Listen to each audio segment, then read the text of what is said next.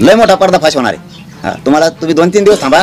तुम्हाला मी खरं सांगतोय, तुम्ही लाज असू द्या, लाज तरी परत परत तुम्ही करत राहिलात तर समाज तुम्हाला उत्तर 100% देणार आहे. मग समाज मलाच काय कोणाला सोडणार नाही. मग हा, तर हे पर्दाफाशला डेंजर होणार आहे. आता दादा तुम्हाला मी खरं सांगतो, मग हे तिथं काहीतरी गोंधळ करणार हा, आणि मग ते दगड फेकणार. मराठ्याचं आंदोलन चिघाळलं.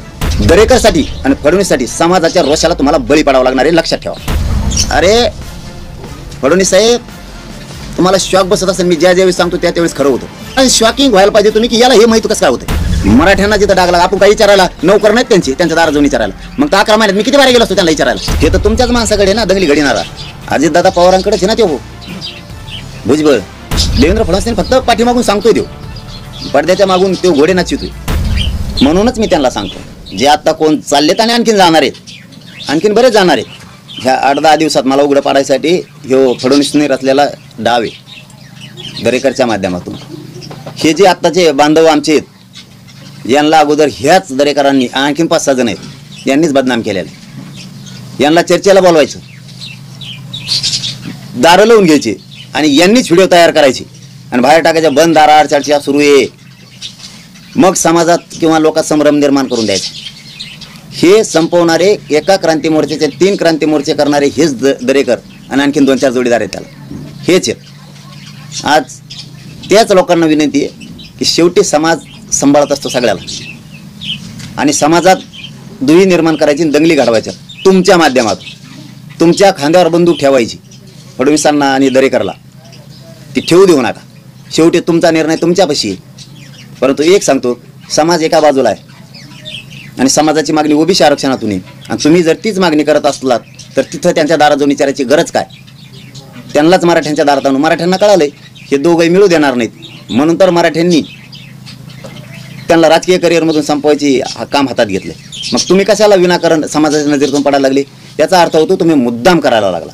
याचा अर्थ होतो समाजाचं म्हणणं आहे तुम्ही तिथं जाऊ नये, आणि तुम्ही जाताय याचा अर्थ तुम्ही मुद्दाम जाताय आणि फडणवीसांचा ऐकून जाताय, असा त्याचा अर्थ होतोय.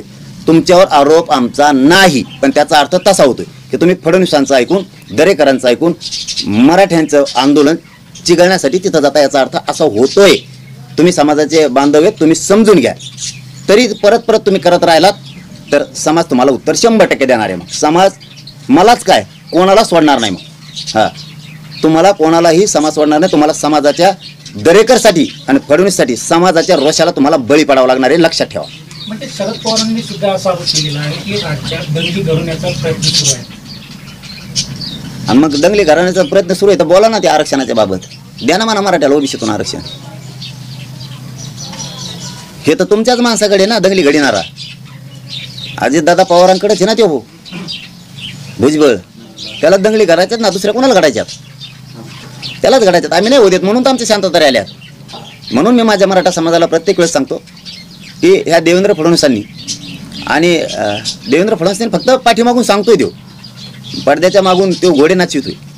त्यांनी दरेकर स्पष्ट बोललाय, मी अभियान राबवणार आहे, मी उघडं पाडणार आहे, जाहीर बोललाय. मी काही तज्ज्ञ हाताखाली धरणार आहे, काही समन्वयक हाताखाली धरणार आहे, काही संघटना हाताखाली धरणार आहे आणि त्यांना बोलायला लावणार आहे. झालं, सुरू केलं त्यांनी. आता मराठ्याला तेवढं कळतंय. म्हणून मराठ्यांची मागणी या जाणाऱ्या सगळ्या भावंडाला की तुम्ही दरेकरांचं, फडणवीसांचं स्वप्न नका पूर्ण करू. समाजाचं स्वप्न पूर्ण करायचं आहे, नाहीतर समाजाचा रोष तुमच्या अंगावर येणार आहे. तुम्ही एक भावंड आहेत म्हणून सांगतो, वारंवार जर तुम्ही करायला लागलात त्याला नाविलाज आहे समाजाचा. समाज एक वेळेस माफ करत असतो. प्रत्येक वेळेस जर देवेंद्र फडणवीसांची स्वप्न आपण साकार करणार असलं तर समाज ऐकत नसतो. लय मोठा पर्दाफाश होणार आहे. हां, तुम्हाला तुम्ही 2-3 दिवस थांबा, इतका मोठा पर्दाफाश होणार आहे. या दरेकरनं फडणवीसनं असं ठरवलंय. रात्रीची माहिती आहे त्यांची, त्या माहीमला, परत त्या अंधेरी पूर्वला तिथं एक बैठक झाली, त्याच्यानंतर त्यांची मलबार हिलला बैठक झाली. हे असं करणार आहेत की ह्या 12-13 संघटना गोळा करायच्या काही करून. असं षडयंत्र रचायला लावलं फडणवीसनं दरेकरला, काही करून याच्यावर बैठका झाल्या. आणि मराठ्यांचे लोक उभा राहणार नाहीत, एकाच बाजूने उभा राहणार आहेत हे त्यांना सरकारला माहिती. मग यांच्या मागं कोण उभा करायचं, यांना फक्त पुढच्या तोंडाला तो फळ उभा करायचा, आणि यांच्या मागं ओबीसीचे काही लोक उभा करायचे, भाजपातले. असा यांनी डाव आखला आणि मग दाखायचं की मराठा समाजात 2 फुटा पाड्या, मराठा समाजाच्या मागण्या वेगळ्या वेगळ्या आहेत, आम्ही जॉब विचारायला सरकारला चाललो. बघा ह्यो पर्दाफाश फक्त तुम्ही 3-4 दिवस थांबा, तुम्हाला इतकं स्फोटक वाटणार आहे भयानक. मग हे कोणाच्या दारात जाणार पुढच्या तोंडाला मराठ्याचे थोडेफारी, जे फडणवीसच्या ऐकण्यातले आहेत, जे दरेकरच्या ऐकण्यातले आहेत, जे जातीला न मानता पक्षाला मानणारे आहेत. इथून पुढे येणारे बरं का सांगतो तुम्हाला, कोण कोण येणार आहेत, बरेच येणार आहेत. आता ते उघडे पडणार आहेत, मीडियावर दिसणार आहेत लोकांना. आणि हे मुंबईत जाणार, हे प्रत्येक आणखीन एकदा आणि हे अभियान सुरू करणार मला घेरण्याचं, मला उघडं पाडायचं. तर काय या अभियानाचं रूल हे लय महत्वाचं आहे आता मीडियाच्या बांधवासाठी, की मराठ्यांचे हे काही समन्वयक, काही संघटनेचे लोक यांनी एक घोळका तयार करायचा. पण पब्लिक पाहिजे, मराठी त्या बाजून जात नाही. कारण मराठी संयमन आंदोलन हाताळतात, ते मराठ्याचं आंदोलन नाहीये.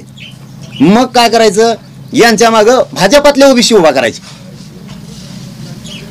मग पुढच्या तोंडात आणि मग दगडफेक करायची, मग जाळपोळ करायच्या, गाड्या फोडायच्या, त्यांच्याच गाड्या ते फोडणार आहेत. काल एक भाजपचं पळत होतं ना, असं ते एपी माझाच्या बंधू एक मागं पळत होता, त्याच्या मागं बूम घेऊन.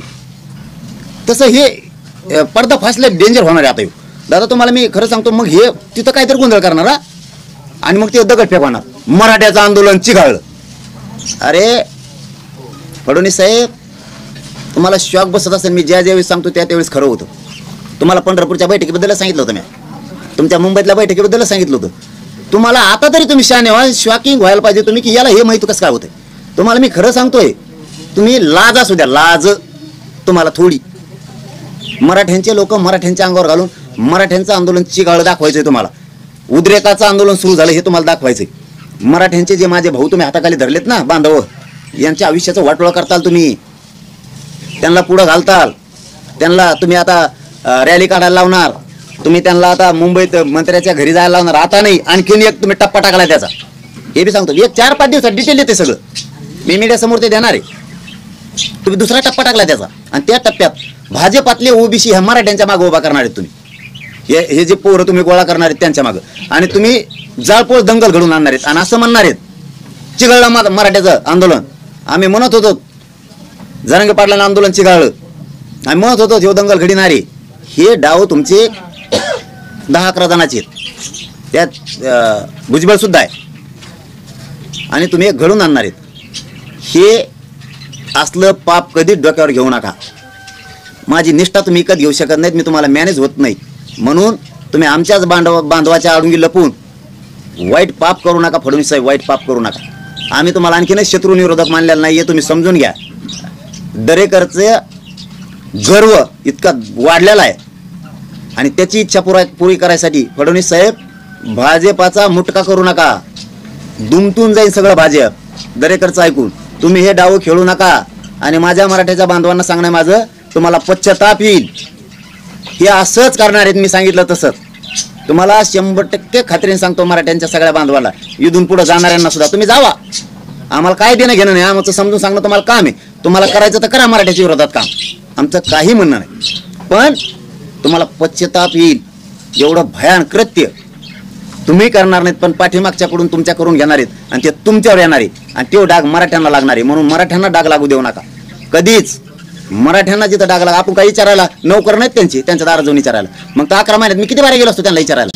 माझ्या मराठ्याच्या दारात ते आले पाहिजेत, माझ्या मराठ्यांच्या पाया पडले पाहिजेत गोरगरीब. त्यांच्या काय पाया पडते अजून तुझं म्हणणं काय म्हणून, आपल्याला माहिती त्यांचं दोन्हीचं म्हणणं काय ती समजून घ्या. माझी भावना, तुम्हाला विरोध नाही करायला मी आणखीन. पण दरेकर यांच्या अभिनयात कुणीही सहभागी होऊ नका. हे सगळे लोक फडणवीस यांचं ऐकून मराठ्यांचे आंदोलन चिघळण्यासाठी तिथे जात आहे.